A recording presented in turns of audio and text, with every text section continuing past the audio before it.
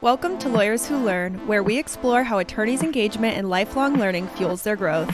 Join us to uncover these journeys and gain insights for your legal career.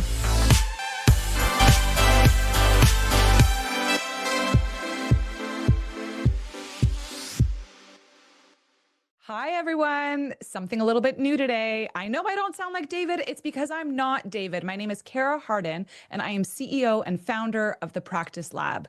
I specialize in the intersection between high performance and mental health. I'm a former practicing lawyer. I'm a registered psychotherapist. And today, David and I want to try something that we've never tried before on the pod. He's never tried before. I'm new to the pod, so I also have never tried it. Today, David and I are going to have a conversation about how he found himself where he is with Lawline, what's working, what's not working, and even where he might want to go next. So, David, welcome to your podcast. Where I am right now in my life is, and where a lot of people are in their midlife sort of area, are my best days behind me or my best days ahead of me? And I think a lot of people go through the structure, and that's where they might not be able to verbalize it like that. But I think that's always the question that we should be thinking and answering. And of course, I'm saying my best days are in front of me, but I need to be able to visualize it better. And I wanted to share with you. So there's this book called Arete that's like a handbook for life and entrepreneurship and success and happiness. I can get into that more. But I wanted to share, if I could, 2 or 3 quotes from it. Yeah, of course. Or what I think about all the time and why I'm unsettled every day. And they're actually from Abraham Maslow.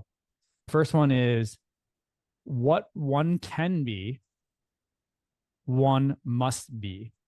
The second one is, if you deliberately plan on being less than you're capable of being, then I warn you, you'll be unhappy for the rest of your life. If there is a gap between what you're capable of being and what you're actually being, you will suffer.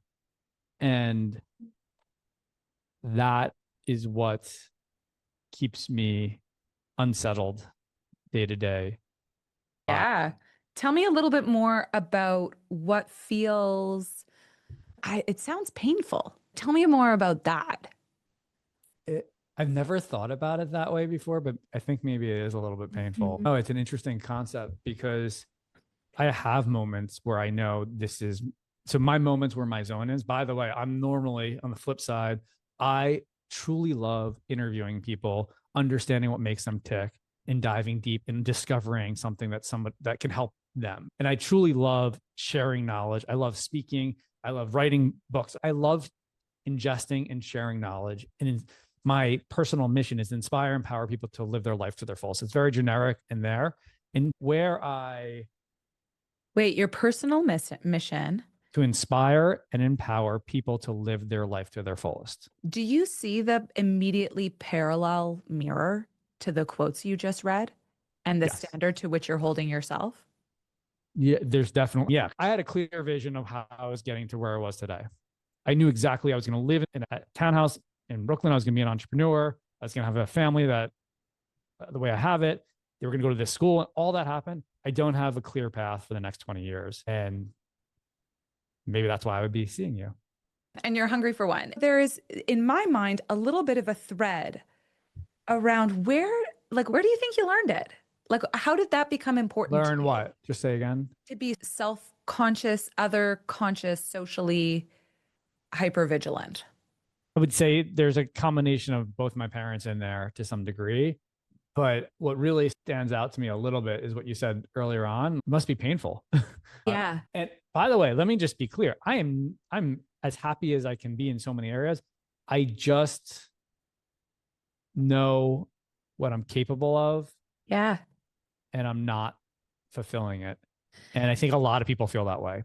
It's such an interesting energy shift. And I wonder if you picked up on it too, when we go from what might not be working and the pain to I'm like striving and I'm aspiring, right? And so the reason why I went to the pain, and then I have questions about the other part, is because what I find in my experience is that the ways we learn how to succeed in midlife, they often are the things that get in the way of us articulating our vision next. They are the things that got us where we are. Like you have built a company. I make up happily married, like based on what you've just said, right? There are parts of you that are satisfied. And all of the skills and all of the strengths that got us here, they sometimes get in the way of us reaching our next thing. It's the famous Marshall Goldsmith, what got you here won't get you there. One of the things that I like to think about that I hope is helpful to listeners and to you, it's something that I find helpful, is this idea that often the things we are most afraid of, we have adapted ourselves over time to either avoid or to defend against. We have all of these protections we've learned, and the protections are meant to help us. It challenges you to look at the thing you've relied upon the most and ask, what is its opposite? And how can I lean into that? What is a different degree of that, a variation of it, instead of just doing the thing that makes me feel safe, the thing that makes me feel familiar? Keep doing what makes sense to you. Be a bit patient. Yeah, patience is definitely there. One of my favorite lines, people overestimate what they can accomplish in 1 year and underestimate what they can do in a decade.